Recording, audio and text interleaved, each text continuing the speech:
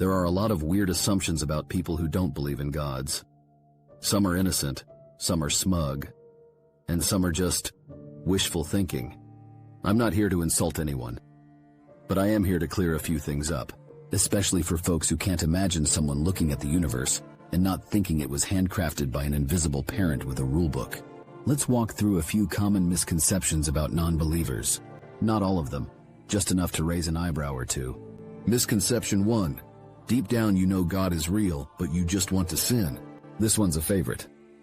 It's the religious version of armchair psychoanalysis, with a side of judgment. Apparently, we're not really non-believers. We're just rebellious children who know the truth, but don't want to follow the rules. Because clearly, if we stopped sinning, we'd see the light and fall to our knees in gratitude. Here's the problem. It assumes we're lying, either consciously or to ourselves, no less. It makes me wonder who they're trying to convince, because it sure isn't me. I've been with me every day for almost 60 years, and I can confidently say, I'm the world's leading expert on me. All that claim really confirms is that they have no idea what they're talking about. We're not pretending. We're not in denial. We just don't believe. It's not rebellion. It's not defiance. It's just an uncompelling, unsubstantiated concept. That's it. And if apologists, clergy, or anyone else is hoping to convince a non-believer, they might want to stick to mystery and the unknown. Because once you start confirming you have no idea what you're talking about, yeah, that's not going to end well. Misconception 2. You must be angry at God. This one's like the last. To be angry at a god, you'd have to believe one exists in the first place. I'm no angrier at a god than I am at Sauron from the Lord of the Rings. It's like saying I'm mad at the Tooth Fairy because I didn't get money under my pillow. So why do some non-believers seem angry? Well, a lot of them were indoctrinated from birth to believe something they later realized was nonsense. I'd be irritated too, but it's not anger at God. It's frustration with the entire indoctrination machine.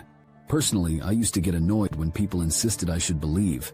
But I'm not out here shaking my fist at invisible sky beings.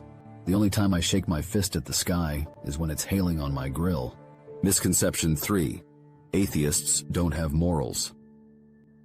This one's always amusing and a little sad. The idea is that if you don't believe in a god, you must be morally adrift, like some loose cannon in a shopping mall. But morality isn't downloaded from the heavens.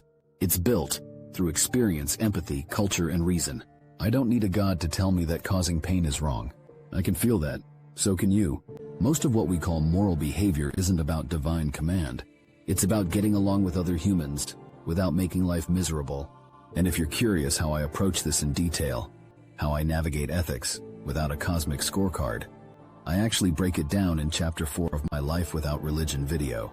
Spoiler, it's not about commandments. It's about suffering and how to reduce it. Not because a burning bush said so, but because less screaming in the room seems like a pretty solid starting point. That doesn't mean I think all morals are equal. It means I judge them based on who's harmed, who's helped, and whether we can coexist without drama. You don't need religion to be moral. No gods required, just empathy, reason, and a vague desire not to be an asshole. Misconception number 4. Atheism is a religion too. Ah yes, and off is a television channel. Bald is a hair color. And not playing golf is apparently a sport. This one always cracks me up. And by cracks me up, I mean it makes me stare blankly at the wall while questioning humanity's reading comprehension.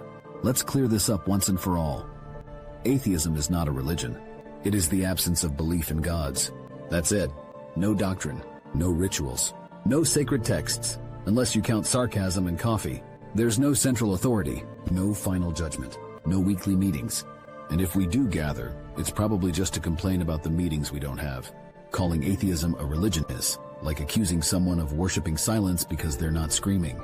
It's not even projection, really.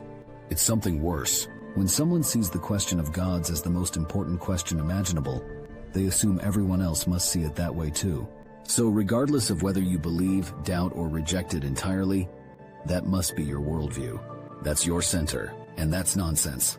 My worldview does not begin with there are no gods, therefore. It doesn't begin with gods at all. If you're wondering what it does begin with, Part 1 of Life Without Religion spells it out. It starts with existence, reality, and experience, not denial. Many atheists do adopt philosophies, humanism, secular ethics, introspective moralism, but atheism itself? Not even close. So let's not pretend it's the same thing. If I said I don't believe in unicorns, and you replied, well, that's just your unicorn religion, I'd suggest you sit down, hydrate, and rethink the last 3 minutes of your life. And the constant attempt by apologists to strawman atheism into a worldview has become pathetic. Anything to lump us all together and pretend we're intellectual clones. I don't do that with theism. I don't pretend Hindus think just like Christians, so maybe extend the same courtesy. Final thoughts on these misconceptions.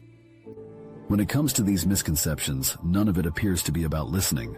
It's about explaining us to themselves. They might try just asking what we actually believe, but I suspect they aren't interested in the answers. They believe they already have them. Thanks for watching. And if you've got a misconception I didn't cover, drop it in the comments. I might make a part 2, but only if someone accuses me of worshiping Richard Dawkins again.